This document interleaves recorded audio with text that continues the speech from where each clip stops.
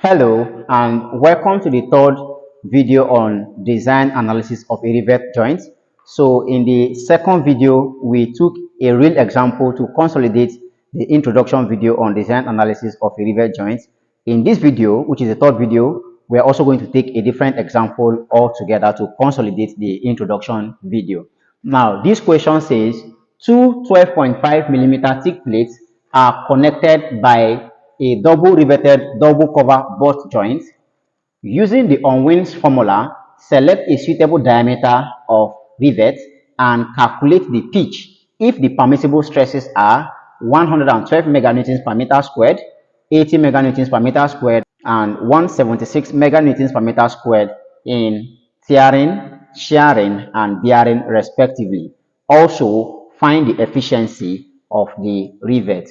All right, so let's start by picking out our parameters. Let's pick out our parameters. We have that two 12.5 millimeter thick, so which means thickness of rivet plate, thickness of plate T is equal to 12.5 millimeters. So as usual, always convert to base units, which is meters.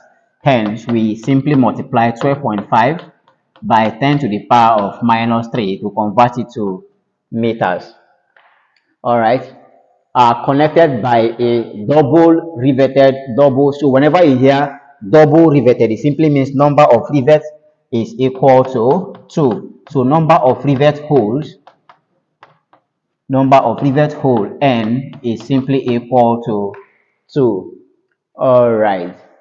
Using the Onwi's formula, select a suitable diameter of rivet and calculate the pitch. So we're not giving pitch. Diameter is not given. Diameter is unknown. D is unknown. Same thing as pitch. Pitch P is also unknown. All right, so we are given if the permissible stresses, so we are given stresses 112 in tearing. So tearing stress, which is sigma T, is equal to 112 meganewtons per meter squared. Not forgetting to convert this to newtons per meter squared. You simply multiply by, this is 112 by 10 to the power of 6 newtons per meter squared. Please forgive that over there. Okay, the next is 80 meganewtons per meter in shearing. So shearing stress, the shearing stress, which is tau permissible, equals 80 meganewtons per meter squared, which is 80 by 10 to the power of 6 newtons per meter squared. Mega simply means 10 to the power of 6. And finally, we are given the bearing stress. The bearing stress is 176. So bearing stress, okay, bearing or compressing stress, crushing stress, sorry, is 176 meganewtons per meter squared. So this is equal to 176 by 10 to the power of 6 newtons per meter squared. Okay, we are also, amongst others, we have to find the efficiency. So efficiency is also unknown. Okay, efficiency of the plate is also unknown. So three things we are asked to find. First is selecting a suitable diameter.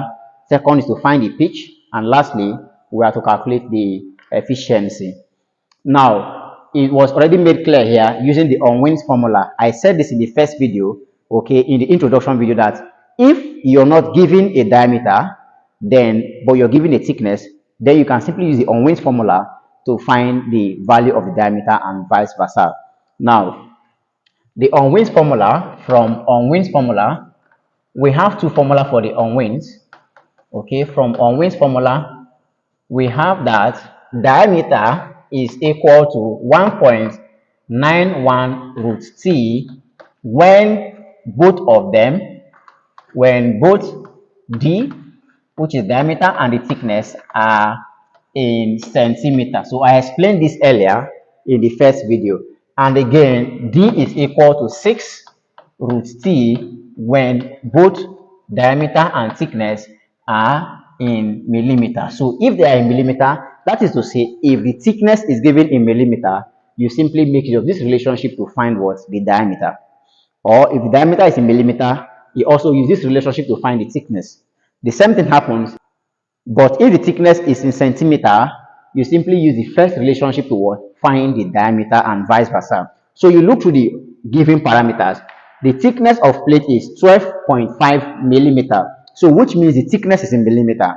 Hence, we are going to be making use of what? The second equation to calculate the diameter since the thickness is in millimeter. And therefore, the diameter to be selected, diameter D is equal to 6 the square root of the thickness, which is 12.5. Now, mind you, you are not to convert 12.5 to meters. No. Okay, if you're using the Onwi formula, it is in millimeter. So you simply leave the 12.5 like that. I'm sorry, I'm choking. I smoke around the classroom. So I'm really choking. I'm really sorry the way I'm talking. All right. So diameter simply becomes 6 root 12.5. Now, you are not to convert the 12.5 because the unwin formula does not have a relationship for diameter in meters or thickness in meters. It is just between centimeter and millimeter. So you simply leave the 12.5 like that since it's in millimeter. And that automatically gives diameter in what? Millimeter. All right. So let's obtain this value. So I will point all together at once. So do well to also point to avoid calculation errors. So that simply gives us 21.2 millimeter. So the diameter is simply 21.2 millimeter. First question answered. Diameter is simply 21.2 millimeter from the Onwin's formula. Okay, so I'm going to wipe here. Please, I'm going to wipe here and take this result off for diameter.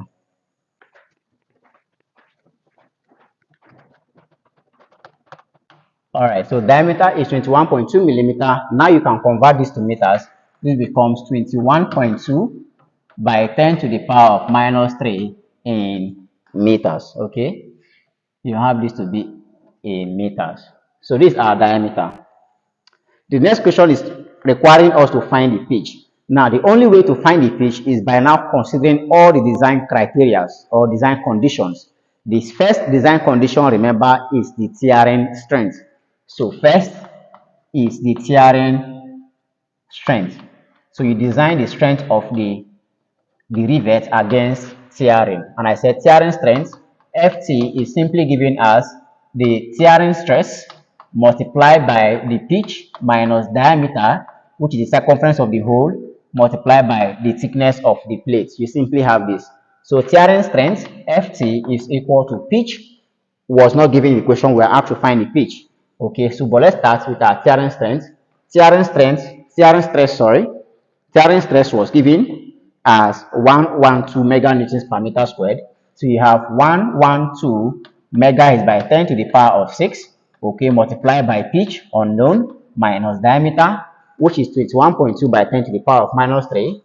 So you have 21.2 by 10 to the power of minus 3, okay, multiplied by the thickness of the plate, and thickness of the plate was given as 12.5 millimeter, which is 12.5 by 10 to the power of minus 3. We simply have this. Okay, so the tearing strength is equal to, this is what we're going to do now. 112 by 10 to the power of 6 multiplies 12.5 by 10 to the power of minus 3. Let's start with that first. That gives us 1.4 million, so 1400000. Okay, now multiply by pitch minus 21.2 by 10 to the power of minus 3. You can keep this like this. Call this equation 1. Okay, now equation 2 is design criteria considering the shearing strength. Okay, so now we are considering the shearing strength. So design the rivet against shearing, considering the shearing strength. And I said the formula for that, Fs is simply permissible shear stress, okay, multiplied by the number of rivets multiplied by pi times diameter squared all over 4. That's how you calculate your shear strength. Therefore, shear strength is equal to the permissible shear stress was given in the question as, okay, shear stress is 80 meganewtons per meter squared. So you have 80 by 10 to the power of 6 multiplied by number of rivets. Rivet is in double shear. Okay, so you have double riveted, which is which is 2. So number of rivets is 2 multiplied by pi is a constant value 3.142 multiply diameter. Diameter is 21.2 by 10 to the power of minus 3 all squared divided by 4. Okay, so as usual, I'm going to punch everything all together. So do well to punch along to avoid calculation error. That gives us 56485.6 newtons. Okay, 56485.6 newtons. So this becomes the shearing strength. Now, I said this in the first video that whenever you are given a question and you're not given the pitch, obviously you have something like this for the shearing strength. You have something like this because the pitch is unknown. Now, what you do at that point is you simply equate the shearing strength to the shearing strength. You might also want to equate the shearing strength to the bearing strength and obtain a different value for the pitch. It doesn't really matter. All right. Although the answers will be affected anyways, because if the shearing strength is not equal to the bearing strength, then you're going to have a different efficiency. If the shearing strength is equal to the shearing strength, you're going to be having also a different efficiency because of the pitch. And why is this so? Simply because in the formula of efficiency, there is pitch inside there, so you must always have different efficient results. Okay, so I'll compare the two of them, equating ft and fx. If I equate the two, I'm going to have 1.4 million into p minus 21.2 by 10 to the power of minus 3 is now equal to 56485.6. Okay, so if you have this, the first thing to do at this point is divide both sides by 1.4 million just to reduce the value. Don't need to expand the bracket, simply divide both sides by 1.4 million. Okay, divide both sides by 1.4 million or 1,400,000. 1,400,000. Okay, so from here, this cancels this. I'm going to have, I think I can wipe here now.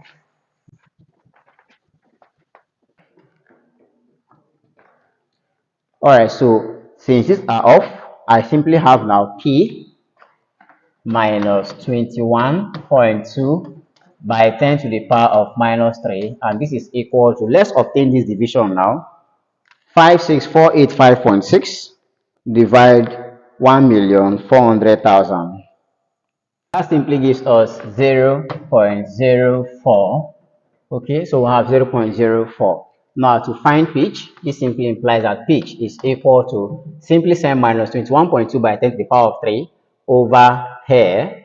We have 0.04, negative sign cross and equal sign becomes positive, so we have plus 21.2 by 10 to the power of minus 3. So this is equal to 0.04. Let's obtain in decimal 21.2 exponential minus 3. That gives us 0.0212. Alright, so let's add up now. Plus 0.04. This simply implies that pitch is equal to, of course, adding this all up gives you 0.0612. 0.0612. Or you can simply approximate this to 0.06. So which means the pitch, okay, this is in meters. This simply implies that pitch is equal to 6 centimeter. All right, so the pitch is simply 6 centimeter when we equated the shearing strength to the shearing strength. Now, if the pitch is equal to 6 centimeters, automatically, this simply implies that the shearing strength is equal to what? The shearing strength, and they have the same value now. The value of the sharing strength is 56485.6, 56485.6 newtons. So the two of them now have the same result. So if you go back to the equation for tearing strength, which is this, and put in the value of the pitch as 6, try it out and see what you're going to obtain. I'm sure you're still going to obtain this same result. So the two of them are now equal. The final design consideration, so I'm going to take care of now. Let's take here off. Okay. All right. So we already know the value for the shearing strength, 56485.6 newtons. All right. So the final design consideration is design of the rivet against crushing or bearing. So that is the bearing strength, bearing or the crushing strength. And I gave the formula. Bearing or crushing strength is simply equal to the bearing or crushing stress multiplied by number of pitch times diameter multiplied by the thickness. So the bearing or crushing stress, the bearing or the crushing strength is simply equal to the bearing or crushing stress, which was given to us as 176 meganewtons. So we have 176 by 10 to the power of 6 multiplied by the number of rivets is 2 multiplied by diameter of rivets, we obtain that here 21.2 by 10 to the power of minus 3 multiplied by thickness of rivets, which was given in the question as 12.5. So we have 12.5 millimeter, 12.5 by 10 to the power of minus 3. So I will compute all together at once. So let's do that together, please. That gives us 93280 newtons. Okay, so this becomes the crushing or the bearing strength. Now, in all, we have two values, in three actually, because the tearing strength and the crushing strength are the same. They have the same value. So you compare the two, which is the least, because we are now to find the efficiency. We'll find the pitch. Pitch is simply what, 6 centimeter or 0.06 meters. The final question still we should find the efficiency, as can be seen here. Now, the formula to calculate efficiency, we've done this over and over in the first two videos. So efficiency is simply equal to the least of the tearing strength, shearing strength, bearing or crushing strength, all over the pitch multiplied by the thickness multiplied by the tearing strength. Okay, the whole of this times 100%. So the efficiency is now equal to, so comparing the two results now for fx and FBC. Of course, FX and FT are now the same, which is now the least amongst the two. So comparing the two or the three, of course, 93280 and 56485.6, 93280 has the higher number. So this is the maximum force, tensile force on the joint, whereas this is the least tensile force on the joint, 56485.6. Therefore, the least is 56485.6 all over the pitch is obtained to be 0.06. So you have 0.06 multiplied by the thickness of the plate was given as 12.5 by 10 to the power of minus 3 multiplied by the tearing strength, and the tearing strength was given in the question as okay, we have it here, 112 by 10 to the power of 6. 112 by 10 to the power of 6. The whole of this multiplied by 100%. So this gives us 56485.6 all over. Let's punch everything at the denominator. Everything there gives us 84,000. All right, so of course, multiply this by 100%. So let's divide 56485.6 divides 84,000. So efficiency equals 0.67 multiplied by 100%. And this implies that efficiency is 67%. All right, so the efficiency of the rivet joint is simply 67%. All right, guys, so that's it. Okay, so once again, when you encounter a situation where you're not given the pitch, it means it will be difficult for you to find the tearing strength. In that case, equate the tearing strength to what? The shearing strength, and obtain the value for the pitch. You can also equate the tearing strength to the bearing strength, of course, to also find the value for the pitch, whichever the least possible number will also remain this will remain the least possible number, because if you're equating the tearing strength now to the bearing strength, it means the tearing strength becomes equal to the bearing strength, and between the two of them too, this is still the least possible number. All right, so the only thing affected in general is just the efficiency, and of course the pitch will also change, but you won't also be wrong. So guys, that's it on this particular question. Now in the next video, we are going to be talking about group riveting. Okay, we are going to be talking about group riveting and how to solve a problem involving group riveting. I will see you in that video. Thanks and cheers.